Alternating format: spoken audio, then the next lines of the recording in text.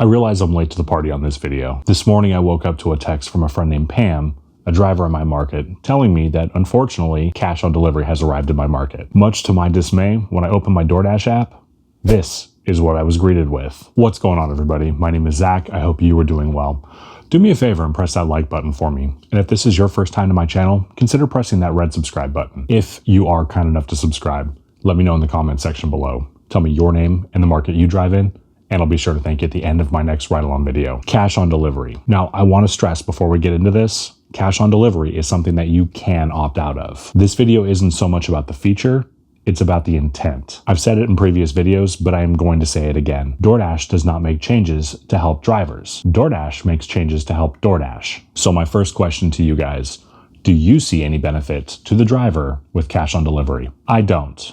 Let me tell you why. I did a video about DoorDash's base pay recently, and I researched the hell out of their statistics. They have approximately 20 million monthly active users. They're essentially telling tens of millions of people that we carry cash on us. That makes us all a target, whether we opt out or not. The thing is you know DoorDash will not tell customers that many of us have chosen to opt out of this. As it is, DoorDash allows customers to summon us from the internet, oftentimes to dark places, out of view from anybody else. Add cash into the mix, and you have the potential for robbery or something much worse. For example, in the last 48 hours in my city, a relatively safe city, a delivery driver had a pulled on them, and a woman was robbed in broad daylight on a trail and had something sharp stuck to her neck. I'll leave links to those news articles in the description below. Fortunately, both people in both incidents are okay, but with rising crime rates, do you want millions of people thinking that all of us carry cash? What the Tony? Let me know in the comment section below if you think that Tony Shu would be walking through the ghetto in the middle of the night with a pocket full of cash doing deliveries. Probably not. I can't speak for you guys, but personally,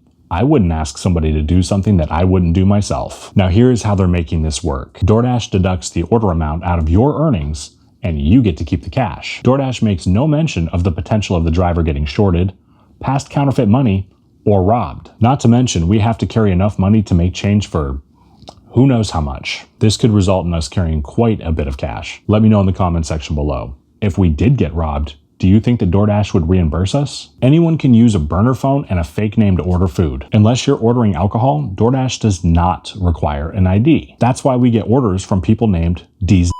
And it's not just the customers that we need to watch out for. For example, what if an elderly lady orders 3 times a week and her sketchy neighbor starts to take notice? When millions of people think that we have cash on us, it's not just our customer that we need to be concerned about. We could be summoned almost anywhere.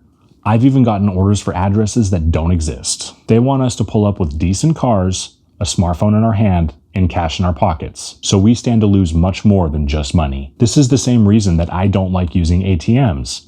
People know I have money on me, and I become an easy target. DoorDash is not your typical employer in the sense that they do not have to follow most federal and state safety regulations for their dashers. Because we're not employees, many of those protections just don't exist for us. This is something that is going to get somebody robbed or worse. And this is the part that really pisses me off.